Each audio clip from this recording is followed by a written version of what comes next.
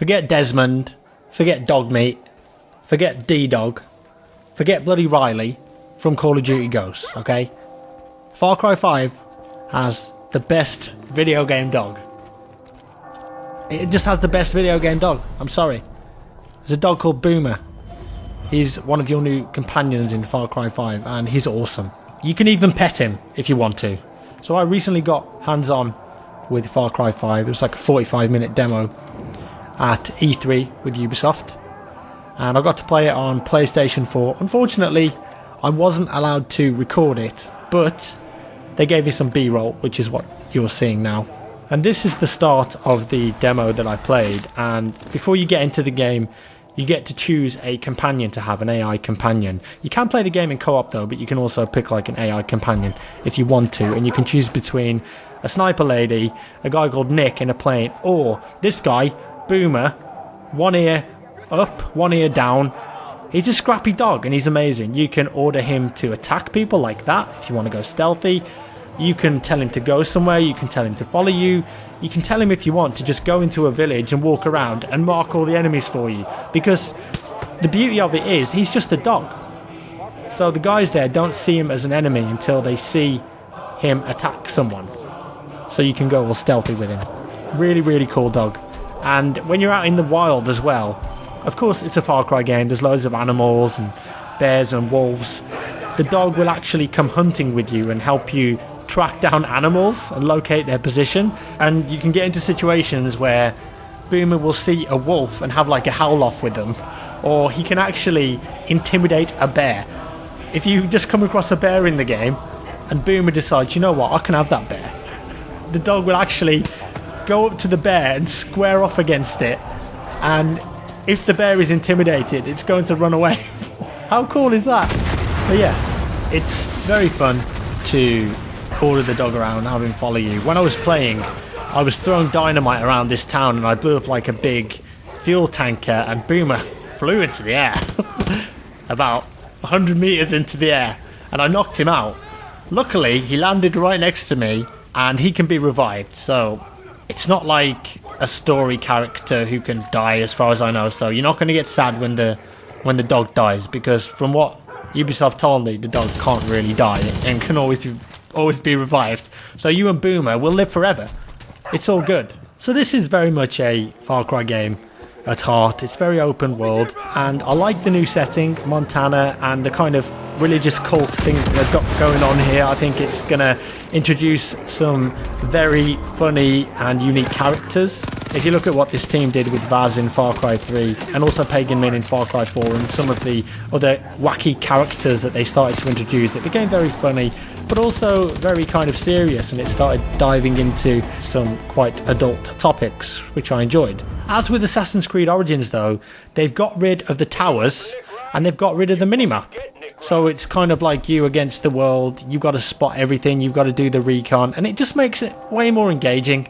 And I'm really glad that Ubisoft have decided to remove those elements from these open world games, because I think they do just hold your hand a bit too much. And when you're going in like this instead, where you've really got to do your own recon and play a bit more cautiously, I find it just so much more fun to play. Now what you're seeing here is a second playthrough of the same bit, but this time you've got Nick in the plane and he can call in airstrikes. So this is like a much louder version of taking that particular village.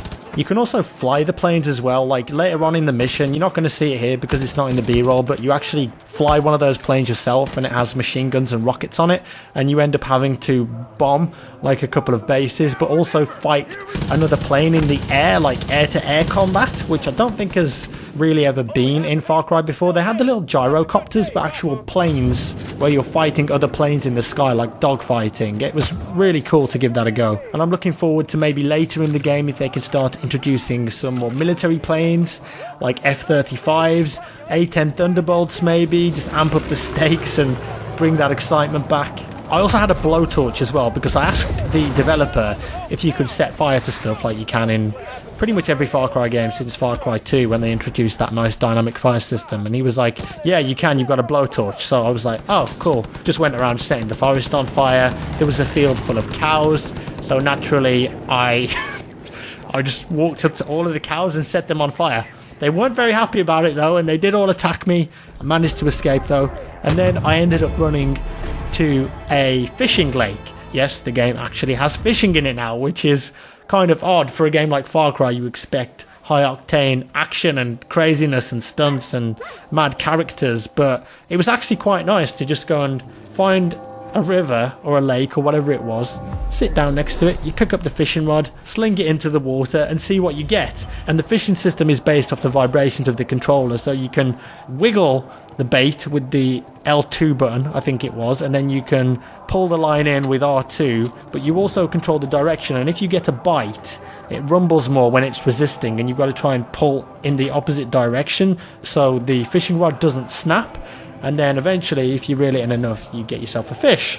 And there's all sorts of different types of fish. They have a weight, various shapes and sizes. I think the one that I caught was like 55 pounds, but the record for the day was 59. So I just missed out on getting the biggest catch of the day. So that was something new to the game. I did ask about the size of the map as well, like could they compare it to something, and unfortunately they said it's still kind of under embargo and they're not revealing exactly how big the map is, and it's still work in progress. But the guy did say to me that it's the biggest Far Cry map that they've ever built, and I kind of went into the menu, zoomed out and had a look, and it did look pretty vast. Overall, I definitely had fun with this Far Cry 5 demo. But I think in a similar way to what Ubi are doing with Assassin's Creed Origins, this isn't like a big innovation in the series. It's just more evolution than revolution, and they're just adding to the game. And like I said, I love the fact that they've got rid of the minimap and the tower system. It just feels like more Far Cry 3 and Far Cry 4, and that's not necessarily a bad thing. If I had any complaints, I would say they're only technical ones. I know it's still work in progress, but the frames per second on the PlayStation 4 was definitely 30, and I felt it dip a couple of times, and also the field of view was very shallow.